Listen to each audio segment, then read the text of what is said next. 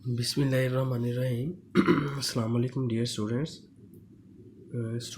आज हम जो मैय थ्योरी का फर्स्ट लेक्चर है आज हमारा। ठीक है, तो इंशाल्लाह इस लेक्चर सीरीज़ में हम मैय थ्योरी जो है इसका मास्टर और बीएस ऑनर्स लेवल का जो कोर्स आउटलाइन है उसको इंशाल्लाह हम फुलफ़िल करेंगे। तो स्टूडेंट्स, आज के फर्स्ट लेक्चर में मैं जस्ट आप लोगों को मैय थ्योरी से रिलेटेड कुछ बेसिक डेफिनेशंस हैं जो कि हम आज के लेक्चर में पढ़ेंगे। ठीक है, तो उसमें सबसे जो पहली डेफिनेशन है वो बाइजेक्टिव मैपिंग और वन वन या वन टू वन कोरिस्पोंडेंस है। ठीक है स्टूडेंट्स, इसकी डेफिनेशन आप लोगों ने ऑलरेडी पढ़ी होगी। मतलब बाइजेक्टिव मैपिंग कौन सी होती है? ऐसी मैपिंग जिसमें जो ऑन टू भी हो और वन टू वन भी हो उसको हम कहते हैं बाइजेक्टिव मैपिंग। ठीक है, तो लेकिन ये वन वन कॉरेस्पॉन्डेंस इधर भी तकरीबन वही चीज़ है। चले मैं इसको थोड़ा सा दोबारा से एक्सप्लेन कर देता हूँ। तो बाइजेक्टिव मैपिंग आपके पास ऐसी मैपिंग होती है कि अगर हमारे पास टू जो है वो सेट्स हैं, ठीक है, एक्स और वाई अगर हमारे पास टू सेट्स हैं तो वो कहता है कि ये एक्स और वाई से मैपिंग जो है इधर से हम जो भी मैपिंग डिफ़ाइन करेंगे ये वाली मैपिंग बाइजेक्टिव उस वक्त होगी जब x के ईच एलिमेंट का यूनिक इमेज y में मौजूद हो। ठीक है, मतलब x के हर एक एलिमेंट का यूनिक इमेज y में मौजूद होना चाहिए और y के भी हर एक एलिमेंट का यूनिक इमेज x में होना चाहिए। क्लियर स्टूडेंट्स, ये आपके पास सिंपल बाइजेक्टिव मैपिंग की डेफिनेशन होती है कि x के सभी एलिमेंट्स का यूनिक इमेज y के अंदर मौजूद हो और y के सभी एलिमेंट्स का जो इमेज है वो आपके पास x में मौजूद हो। ठीक है या फिर आप इसको ऐसे भी कह सकते हैं कि x का हर एलिमेंट का y के हर एलिमेंट के साथ पेयर होना चाहिए, कम से कम एक पेयर। ठीक है, एग्जैक्टली वन पेयर होना चाहिए, ये कंपलसरी है। x के हर एक एलिमेंट का y के हर एक एलिमेंट के साथ वन पेयर होना चाहिए, या फिर y के हर एक एलिमेंट का x के हर एक एलिमेंट के साथ जो एग्जैक्टली वन पेयर होना चाहिए। ठीक है, तो इसको हम कहते हैं बाइजेक्टिव मैपिंग। इसके बाद डेफिनेशन है काउंटेबल सेट और डिनोमिनेबल सेट। ठीक है, तो अच्छा स्टूडेंट, इसमें डेफिनेशंस तो और भी बहुत सारी हैं। ठीक है, लेकिन वो मैं आप लोगों की स्टडी के लिए छोड़ रहा हूँ। मुझे उनमें से जो डेफिनेशन थोड़ी सी डिफरेंट लगी हैं मैं जस्ट वो डेफिनेशंस आपके पास इधर डिस्कस कर रहा हूँ। ठीक है, तो डेफिनेशंस का ये हमने ये इंट्रोडक्शन टू लैबिक इंटीग्रेशन, ये डॉक्टर अब्दुल रहीम ख़ान की बुक है। हमने इस बुक को फॉलो करना है। इस बुक का फर्स्ट चैप्टर अगर आप देखेंगे तो उसमें ये सारी डेफिनेशंस जो आपकी मैय थ्योरी में यूज़ होनी है वो सारी दी हुई हैं। ठीक है, तो उसमें से वो मैक्सिमम सारी डेफिनेशंस आप लोगों ने ऑलरेडी पढ़ी हुई हैं। सबसेट है, प्रॉपर सबसेट है, यूनियन है, इंटरसेक्शन है।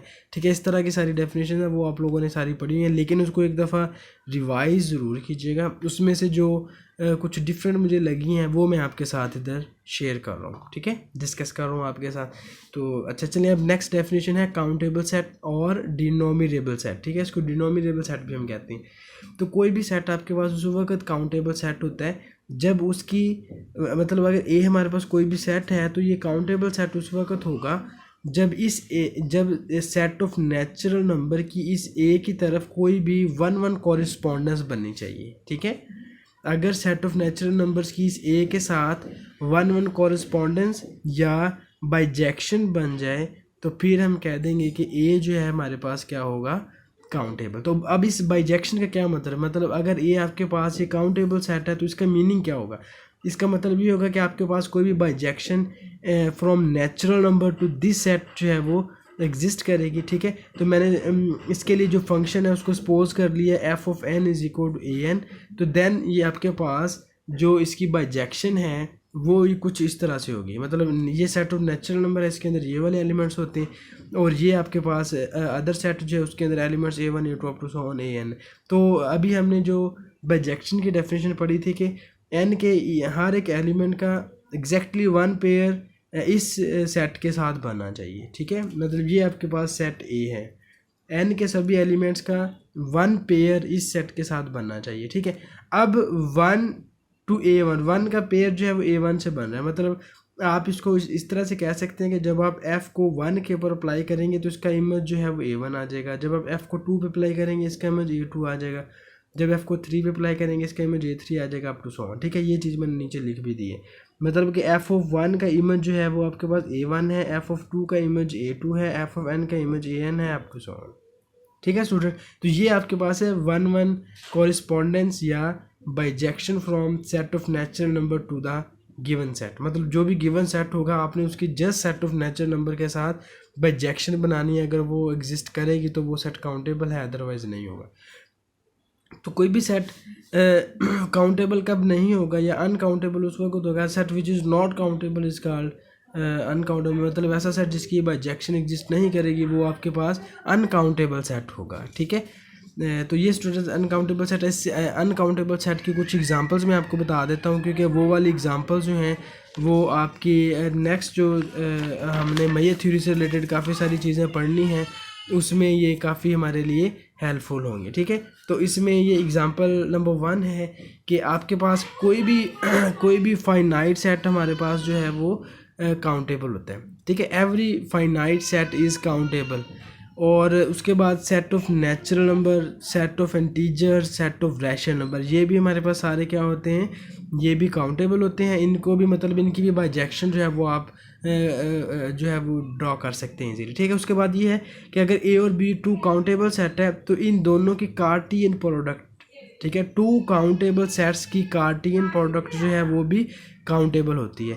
तो अब इधर देखें ये, क्योंकि इधर सेट ऑफ रैशनल नंबर ये हमारे पास काउंटेबल है, तो इसी के साथ जो कार्टियन प्रोडक्ट है वो भी आपके पास काउंटेबल होगी। ये n जो है सेट ऑफ नेचुरल नंबर ये भी आपके पास काउंटेबल है, तो इसकी भी कार्टियन प्रोडक्ट जो है वो आपके पास काउंटेबल होगी, ठीक है। उसके अलावा एक अनकाउंटेबल सेट की एग्जांपल आपको बता देता हूँ। अनकाउंटेबल सेट में जो सेट ऑफ रियल नंबर्स है ये आपके पास अनकाउंटेबल है, इसकी मतलब बाइजेक्शन जो है वो ऐसी एग्जिस्ट नहीं करती किसी भी सेट के लिए, ठीक है। तो सेट ऑफ रियल नंबर जो है उसको हम कहेंगे कि दिस इज़ नॉट काउंटेबल, या फिर ये आपके पास होगा अनकाउंटेबल सेट, ठीक है स्टूडेंट्स। इसके बाद नेक्स्ट डेफिनेशन हमारे पास है रिस्ट्रिक्शन एंड एक्सटेंशन की, ठीक है। अब आपके पास मतलब रिस्ट्रिक्शन क्या होती है और एक्सटेंशन क्या होती है, तो इसके लिए मैंने इसकी डेफिनेशन के लिए ये 2 फंक्शंस ले ली। एक जी हमारे पास फंक्शन है a to b, ठीक है, और एक मैंने d जो है वो a का सबसेट ले लिया, ठीक है। d is a subset of a, d मैंने a का सबसेट लिया और मैंने एक मैपिंग जो है वो इस d पे डिफाइन कर ली, ठीक है। ये इसका मतलब क्या हो गया कि a आपके पास इधर जो सुपर सेट है और d जो है वो इस a का सबसेट है, या आप ऐसे कह सकते हैं कि a जो है ये ग्रेटर सेट है और d जो है ये फाइनर सेट है, ठीक है, या जो छोटा सेट वीकर सेट भी इसको आप कह सकते हैं, ये वो वाला सेट है, ठीक है, d। तो सिंपल रिस्ट्रिक्शन का मीनिंग आपके पास ये होता है कि किसी भी फंक्शन की रिस्ट्रिक्शन से मुराद ये होती है कि आप उस फंक्शन को किसी छोटे फंक्शन पे डिफ़ाइन कर लें, ठीक है। रिस्ट्रिक्शन का मतलब ये होता है कि हम जो मैपिंग है अगर वो किसी छोटे फंक्शन पे डिफ़ाइन कर लेंगे तो उसको हम कहेंगे रिस्ट्रिक्शन। अगर हम मैपिंग जो है वो किसी चले सिंपल मैं इसको ऐसे कह देता हूँ कि अगर रिस्ट्रिक्शन में आपकी जो डोमेन होती है वो स्मॉलर डोमेन होती है, मतलब आप अगर कोई भी मैपिंग जो है वो स्मॉलर डोमेन पे डिफ़ाइन करें तो उसको हम रिस्ट्रिक्शन कहेंगे, और अगर आप कोई भी मैपिंग जो है वो बिगर या लार्जर डोमेन पे डिफ़ाइन करेंगे तो उसको हम एक्सटेंशन कहेंगे, ठीक है।